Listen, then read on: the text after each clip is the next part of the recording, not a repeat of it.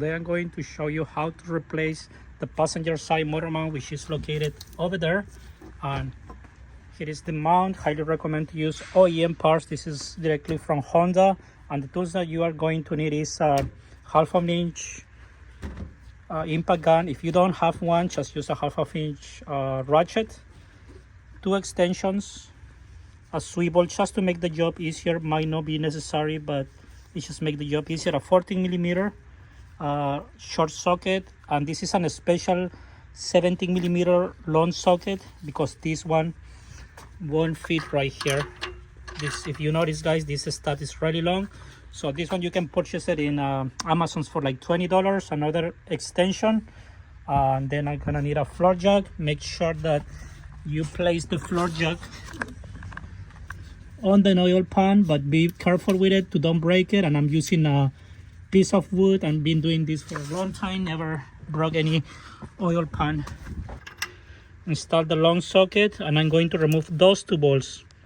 So those are 17mm. Once you place the floor jack in place, just right where you feel it makes some pressure with the oil pan, then stop there, leave it there, and then going to remove the 2 bolts. You kind of see how the engine move.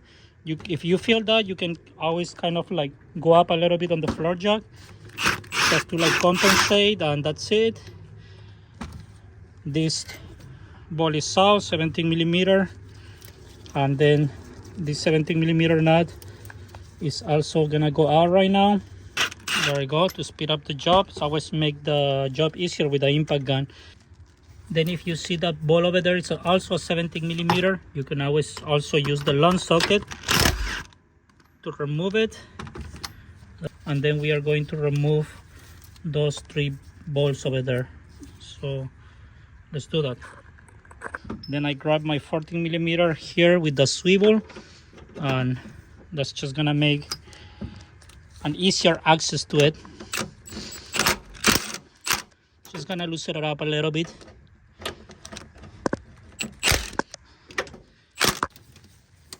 Okay, so now with the 3 bolts out, we are just going to lift this and put it by the side.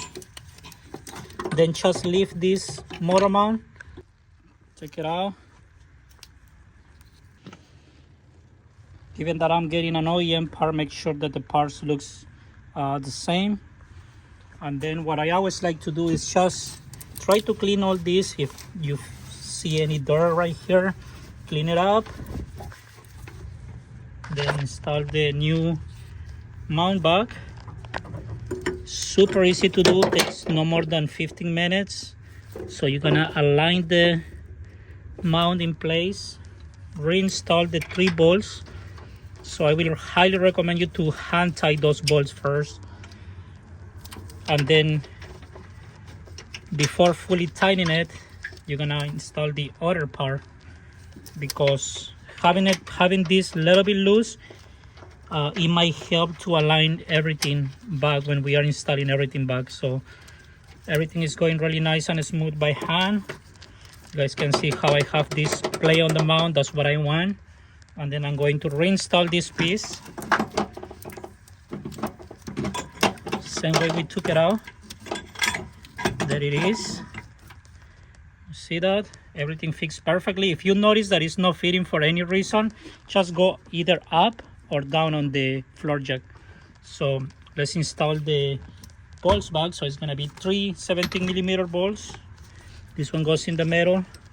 Also hand tight it.